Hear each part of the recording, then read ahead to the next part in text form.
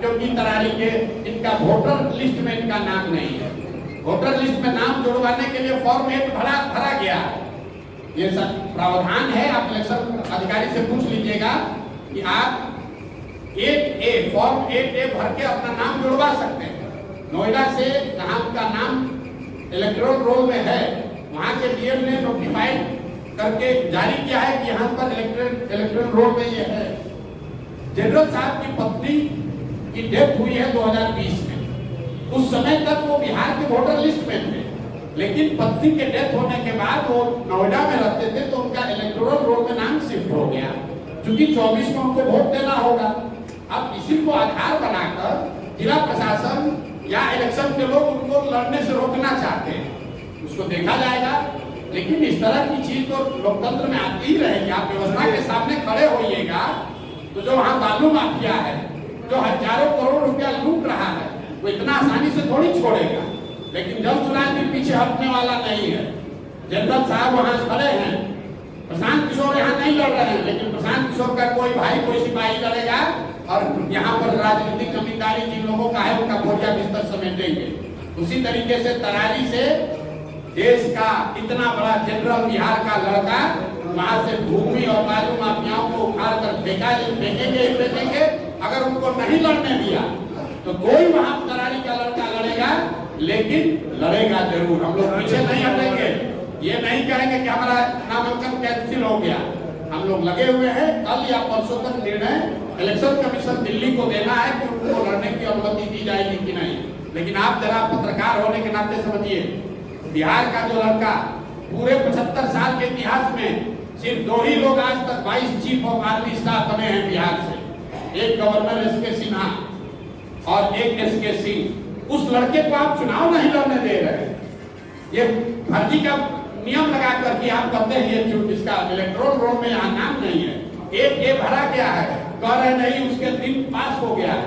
ये तो चलता है, प्रशासन और सरकार की ओर से ये सब चलेगा, लेकिन जन चुनाव इतना आसानी से दबने वाला नहीं है। हम लोग इस व्यवस्था को बदलने आए हैं, इतना जल्दी थोड़ी डरने वाले।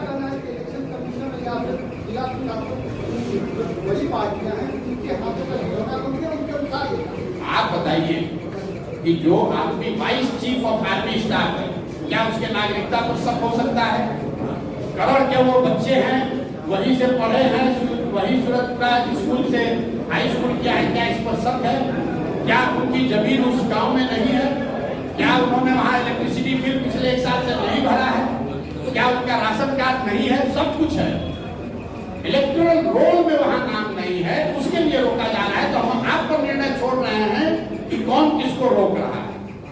एक सवाल और फॉर्म 8A इस सब के बावजूद यहाँ इलेक्टोरल रोल में ट्रांसफर के लिए नोएडा से डीएम ने उनके इलेक्टोरल रोल के को सर्टिफाई करके भेज दिया। 8A हम लोगों ने सबमिट कर दिया है। डीएम कह रहे हैं कि हमारे हाथ में नहीं है, ये इलेक्शन कमीशन के हाथ में है, क्योंकि आचार संहिता लागू है। अब बताइए, डीएम अपना पल्ला झाड़ दिए। अब हम लोग पटना जाकर पिटीशन दिए हुए हैं, जो बिहार में सबसे बड़े कानून के जानने वालों में एक वाईवी गिरी जन सुराज के संस्थापक सदस्य है। वाईवी गिरी जी उसको एग्जामिन कर रहे हैं, तो नहीं होगा, हम लोग कोर्ट में लड़ेंगे। और कोई लड़े चुनाव के बाद इसको हम लोग नेशनली चैलेंज करने वाले। क्या रूल है? बिहार का कोई लड़का सेना का है, काम कर रहा है सियाचिन में, आप उसको यहाँ चुनाव नहीं लड़ने दीजिएगा भाई। कोई सियाचिन में एक सिपाही होता है, सियाचिन में इस आदमी ने ब्रिगेड को लीड किया है। सियाचिन में जो कमांडर होता है सेना का, वो सबसे प्रतिष्ठित पद है। उस पद को जिस बिहार के लड़के ने लीड किया है, उसको आप कह रहे चुनाव नहीं लड़ने देंगे। किसकी गलती है? आप बताइए किसकी गलती है? कौन चुनाव लड़ेगा? वहां का बाहुबली का लड़का कौन चुनाव लड़ेगा? जो वहां जातीय हिंसा में लगा हुआ है। तो ये तो इसीलिए तो जब सुराज है, तभी तो लोगों का आंख खुलेगा कि सत्ता पर लोगों ने कब्जा किया हुआ है। वैसे बिहार के 4 विधानसभा चुनाव लड़ रहे हैं, चुनावी मुद्दा क्या मुद्दा है? क्या मुद्दा है? चुनाव का मुद्दा ये है कि बिहार की जनता अपने बच्चों के लिए जगे, अपने बच्चों के लिए वोट करे। अभी तक जाति के लिए वोट कर लिया, धर्म के लिए वोट कर लिया, मंदिर मस्जिद के लिए वोट कर लिया, विचारधारा के लिए वोट कर लिया, नेता के बेटे के लिए वोट कर लिया। एक बार एक बार अपने बच्चों के पढ़ाई और रोजगार के लिए वोट करो। यही जन स्वराज का नारा है, यही जन स्वराज का सिद्धांत है और इसी मुद्दे पर चुनाव लड़ा जाएगा कि नेता के बेटा का को वोट देना है कि अपने बच्चे को वोट देना है। प्रशांत जी, एक सवाल मेरा है कि पार्टी के उम्मीदवारों की घोषणा पार्टी अध्यक्ष न करके आप क्यों कर रहे हैं? नहीं, पार्टी अध्यक्ष ही कर रहे हैं। आप आए हुए हैं। अरे आज अभी कहाँ घोषणा हुई है? आप सारा प्रेस कॉन्फ्रेंस देखिए, हमको मालूम है, आपको यही उठाइएगा, आपको मुद्दे से नहीं मतलब है। बस सारे मुद्दे पर नहीं, सुनिए, पटना में वीडियो निकालिए, लेफ्टिनेंट जनरल वीके सिंह की घोषणा किसने की? मनोज भारती जी जो पार्टी के अध्यक्ष है उन्होंने की। बेलागंज में किसने की? मनोज भारती जी ने की। इमामगंज में किसने की? मनोज भारती ने की। आज क्यों नहीं है? इसलिए नहीं है कि गए हैं पेपर साइन करने, यही सब जो लफड़ा लगाया है कि भैया ये साइन कराइए, ये आप रेट दीजिए। मनोज भारती जी यही रामगढ़ में थे, सारे प्रत्याशियों से पूछ लीजिए। आज सुबह गए हैं क्योंकि प्रशासन परेशान कर रहा है, वो चाहता है कि जन स्वराज का कोई उम्मीदवार लड़ने नहीं पाए, ये डॉक्यूमेंट चाहिए, वो डॉक्यूमेंट चाहिए। इसीलिए तो प्रशांत किशोर ने अपने आप को इससे मुक्त रखा है कि हम पेपर नहीं साइन करेंगे, जनता के बीच में रहेंगे। पेपर साइन करने वो गए हैं, पेपर भी साइन होगा और 23-24 तारीख को इमामगंज में और 25 तारीख को तरारी और रामगढ़ में जन स्वराज के उम्मीदवार अपना नामांकन दाखिल करेंगे। प्रशासन परेशान कर रहा है, प्रशासन मतलब कौन? अब आप देखिए, आप बताइए कि लेफ्टिनेंट जनरल एसके सिंह को चुनाव नहीं लड़ने देना किसका हिम्मत है? ये कोई छोटा अफसर तो कर नहीं सकता है, ये कोई छोटा व्यक्ति तो कर नहीं सकता है, ये कोई वार्ड सदस्य का तो चुनाव है नहीं।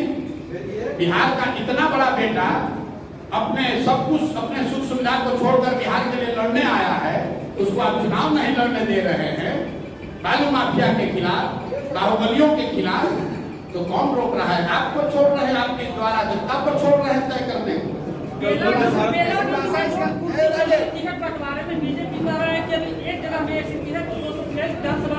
अरे देखिए, बीजेपी जैसे दल को, हमको यहाँ बीजेपी का प्रतिनिधिया नेता क्या कहता है, उसका कोई वैल्यू है? बीजेपी के नेता को पता है किसको टिकट मिलेगा, बीजेपी में टिकट कैसे बढ़ता है, हमसे ज्यादा यहाँ का बीजेपी का आदमी जानता है। बीजेपी को यहाँ कौन जानता है भाई? पिछले विधानसभा में बीजेपी को 19.6% बिहार में वोट आया है। वो नीतीश का बैसाखी बन के और नीतीश का बैसाखी लेकर, दोनों लंगड़ा पार्टी देखे वो बैसाखी देके खड़ा है, वो क्या बोलेगा कि कैसे टिकट बढ़ता है? कुर्सी नहीं चला है, लोकतंत्र को जिंदा किया जा रहा है। वो बेलागंज में बीजेपी वाला बन जाएगा। बीजेपी वहां बेलागंज से लड़ पाया आज तक जीवन में? वहां जो आरजेडी के बाहुबली नेता है उसके खिलाफ लड़ने के लिए कैंडिडेट आज तक बीजेपी को नहीं मिला। वो हमको बता रहा है कि कुछ ही चल रहा है। आज जहां तरारी से लड़ रहा है वो जदयू से निर्दलीय लड़े हुए और जदयू में शामिल एक बाहुबली को अपने टिकट पर लड़ा रहा है और राष्ट्रवाद का बात करता है।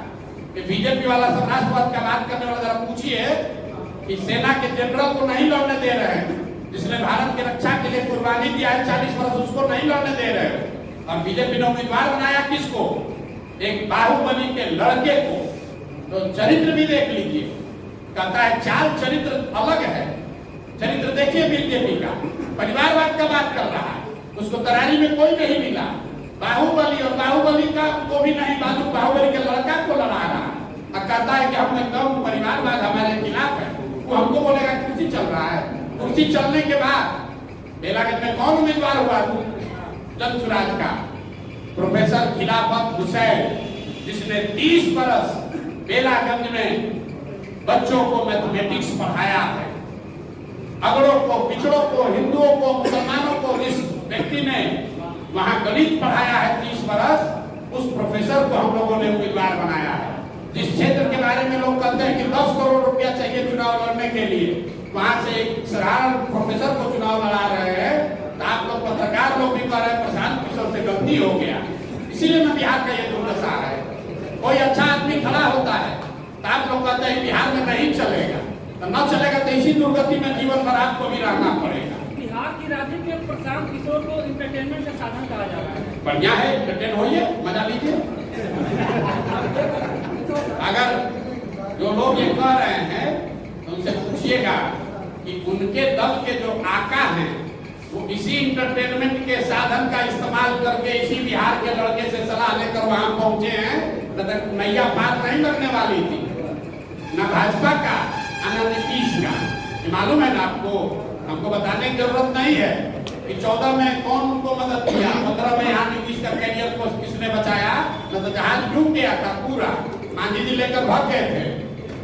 सर, आज नामांकन के दौरान राजद के जो उम्मीदवार है रामगढ़ से, तो मैं किसी प्रशांत किशोर की पार्टी मीडिया में बनी हुई है, मीडिया वाले उनका सपोर्ट कर रहे हैं और कम नहीं है उनका कोई। ठीक बात है, आप लोग सब लोग मीडिया है टिप्पणी प्रशांत किशोर को नहीं किए, तो मीडिया वाले पर किए।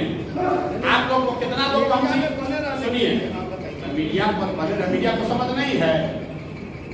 अगर आप हमारे प्रेस कॉन्फ्रेंस में आए हैं तो कुछ तो सोच के आए होंगे। वो तो यही कह रहे हैं कि मीडिया में बने हुए हैं, क्यों पैसा वैसा दे के सबको खरीद लिया है। ये आपको पता नहीं चल रहा, आपको गाली भी दे रहा है कि पत्रकार लोग को क्या है, तो सब बिक गया है, प्रशांत किशोर से पैसा ले लिया। यहाँ बैठे हुए जितने पत्रकार हैं जरा बताइए तो किसी को एक हम समोसा भी खिलाए हैं। अखबार है कि सारा पत्रकार प्रशांत किशोर के पीछे घूम रहा है। पीछे नहीं, आप भगवान के किसी गांव, रामगढ़ के किसी गांव में जाइए, रामगढ़ के किसी गांव में जाइए, प्रत्याशी की बात छोड़िए, जीत हार की बात छोड़िए, अगर घर घर कोई पहुंचा है तो जन स्वराज के वर्कर कार्यकर्ता पहुंचे।